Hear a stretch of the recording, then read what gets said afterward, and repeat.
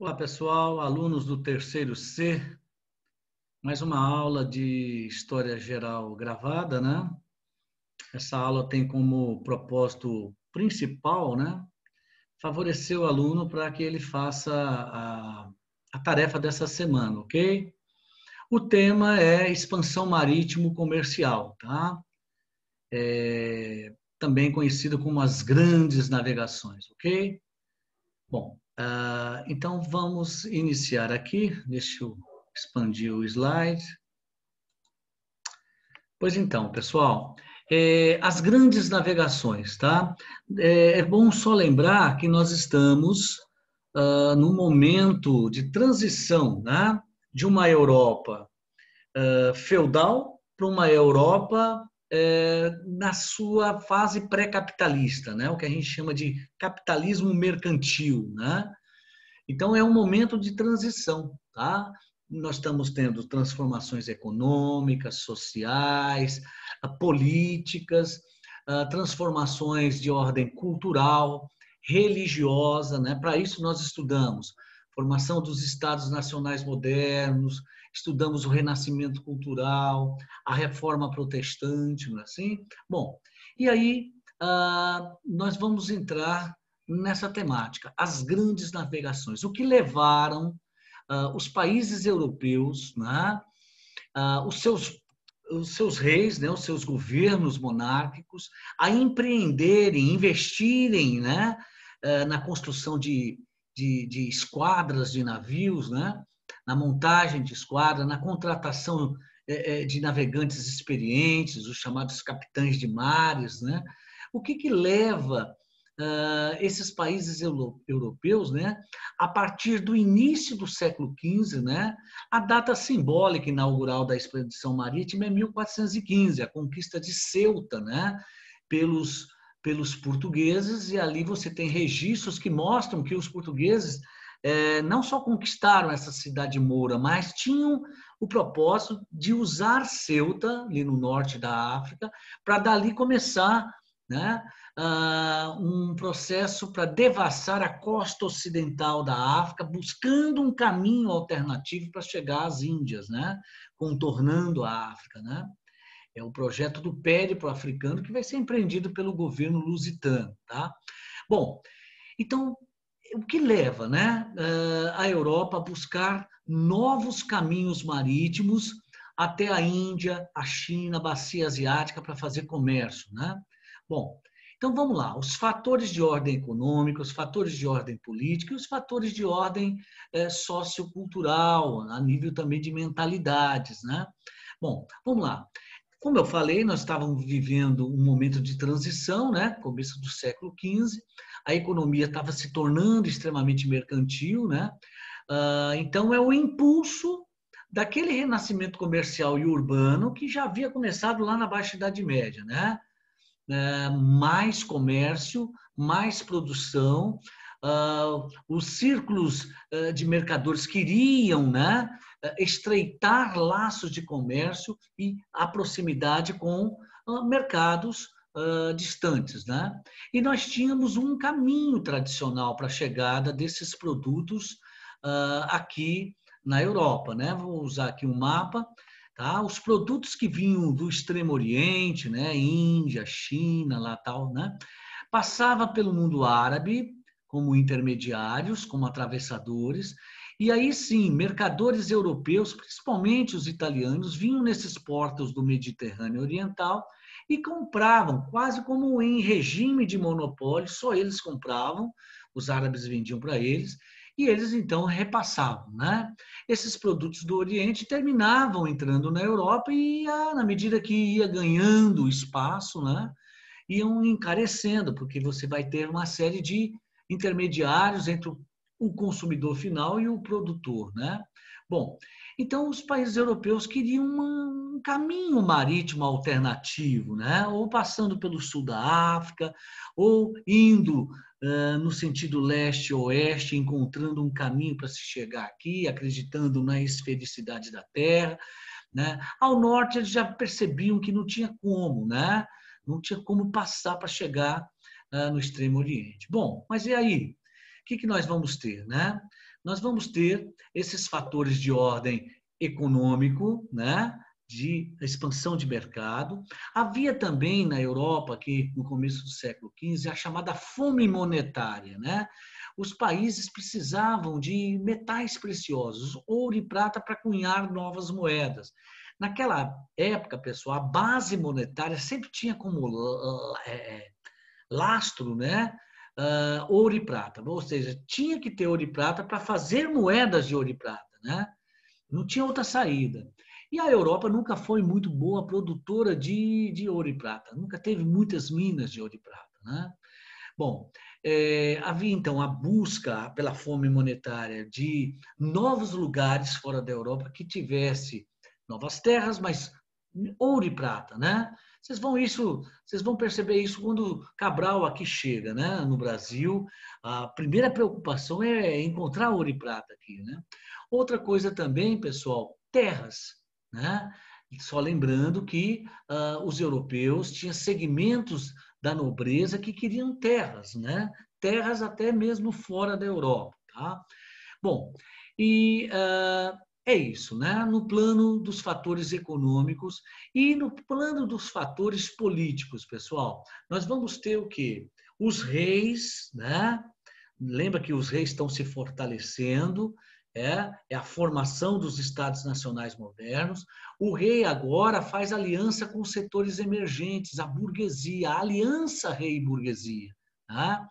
E você vai perceber isso na medida que os reis começam a separar frações dos recursos públicos da arrecadação para a construção de navios, né? Quer dizer, visando atender, né, aquele desejo mesmo da burguesia mercantil de seus países de fazer grandes navegações, buscar novos caminhos e estreitar laços de comércio com o Extremo Oriente, né? No meio desse caminho todo, pessoal, nós vamos ter em 1453, né? No meio já tinha começado a expansão marítima, né? Portugal já estava, né, costeando ali a parte ocidental da África, né? Quando em 1453 o que ocorre, pessoal? Vou usar de novo o mapa. A cidade de Constantinopla foi tomada. Constantinopla está mais ou menos aqui, ó, no Helesponto aqui, né? Foi tomada pelos turcos. E aí, os turcos otomanos conquistaram Constantinopla, e aí aquela rota terrestre de mercadorias do Extremo Oriente, especiarias chegando na Europa, parando em Constantinopla, tendo Constantinopla como entreposto, praticamente quase que desaparece essa rota da seda, essa rota terrestre, né? Ficando praticamente a rota por baixo aqui, a rota do conluio aqui, né? Do monopólio italiano e árabe ao sul, né? Então, quer dizer, a necessidade de encontrar um caminho marítimo aumenta mais ainda depois da tomada de Constantinopla, né? Bom, mas voltando. E aí nós vamos ter o quê, pessoal? Nós vamos ter também fatores de ordem religiosa, né? Buscar novos caminhos é buscar também novos povos, né? É levar a povos distantes, né? A mensagem do evangelho, da salvação, cumprir o ideal apostólico de levar a outros povos o cristianismo, né? Além do que também, né? Nós vamos ter também a ideia da aventura, né? As histórias de Marco Polo, né? Que chegavam, histórias escritas até, que chegavam de Marco Polo, que visitou lugares lá na Ásia, lugares, cidades toda em ouro, né? A gente sabe que havia muito exagero nessas narrativas, mas na época acreditava-se muito, né? A questão de devassar o desconhecido, né? A busca pela aventura, né? Isso povoava, né, o imaginário, principalmente dos navegantes daquela época, né? É a chamada mistura do medo com a aventura, né? Bom, e aí nós vamos ter, né, como o primeiro país a lançar-se nas águas, nitidamente numa expansão marítima, buscando novos caminhos às Índias, foram os países ibéricos, Portugal e Espanha. Mas, primeiramente, Portugal. Uma série de fatores levaram Portugal a esse pioneirismo. Primeiro, pessoal, a posição privilegiada de Portugal e Espanha até também, né, de estarem longe ali das áreas de conflito da Europa Central, né? Portugal tem um litoral, sempre teve uma classe de mercadores voltados para o mar, né? Portugal está de frente para o Mar Tenebroso, que no caso é o Atlântico, que precisa ser devassado, né? Outra coisa também, precocemente, Portugal formou uma monarquia fortalecida, centralizada, né? A dinastia de Borgonha, né? Principalmente ali com Dom Afonso Henriques, muito cedo, no começo da Baixa Idade Média, você já tinha uma centralização, o rei se impondo ali, né? Depois vão vir também a Espanha, né? O reino de Castela e Aragão se unem, né? Sobrepõem a nobreza ali ibérica, né? Na luta contra os mouros, eles alcançam sucesso. Então, você tem um precoce fortalecimento, né, das casas reais, tanto em Portugal como na Espanha. Tá? E aí, a aliança, né? Em Portugal, nós vamos ter a dinastia de Avis, né? Após a dinastia de Borgonha, a partir de Dom João I, você tem os reis de Portugal buscando satisfazer os interesses de expansão de mercado, busca de novos caminhos marítimos às Índias, por parte, né, desses mercadores, né? A dinastia de Aves, numa aliança com a burguesia mercantil portuguesa, né? Outro detalhe também, a chamada Escola de Sagres, né? Portugal e Espanha, né? No contato que eles tiveram ali em séculos com os mouros, né? Muito do conhecimento náutico que os mouros traziam, né? O emprego da bússola, também o conhecimento cartográfico, né? Isso terminou favorecendo a navegação portuguesa e também espanhola mais tarde, né? A eles serem os pioneiros. Bom, e aí nós vamos ter, pessoal, alguns impedimentos, né? É aquilo que eu falei, aventura e medo se misturam. Não havia uma certeza do tamanho da Terra, da forma da Terra, se ela era um grande quadrado, né? Se ela era plana, se ela era esférica, né? Então, o imaginário, né? Dividia o medo, né, com o desconhecido, mas também a vontade de violar esse medo, de violar esse desconhecido, né, o desejo da aventura, né? E aí nós vamos ter as primeiras grandes navegações, né, envoltas aí com esse imaginário, né, de acreditar que não poderia muito se afastar do litoral, adentrando o Mar Tenebroso, porque poderia cair num grande abismo, né, embarcações que afastaram nunca mais voltaram. A ideia de que quanto mais descessem, né, a costa da África, o calor ia aumentando, quer dizer, eles estavam indo para o inferno. A ideia de que chegaria um certo momento do alto mar que serpentes, né, marinhas, né, olha aí, ó, falava-se que nas águas da linha do Equador as águas ferviam, né? Outra coisa também, a ideia de serpentes marinhas, né, destruindo embarcações. E assim vai, tá? Bom, resultado, pessoal, nós vamos ter, então, a cronologia da expansão marítima. Os portugueses vão descendo, descendo, por volta de 1498, Vasco da Gama contorna o sul da África, né, o Cabo da Boa Esperança, e chega em Calicut, na Índia. Descobre, portanto, né, em 1498, um novo caminho para as Índias, né?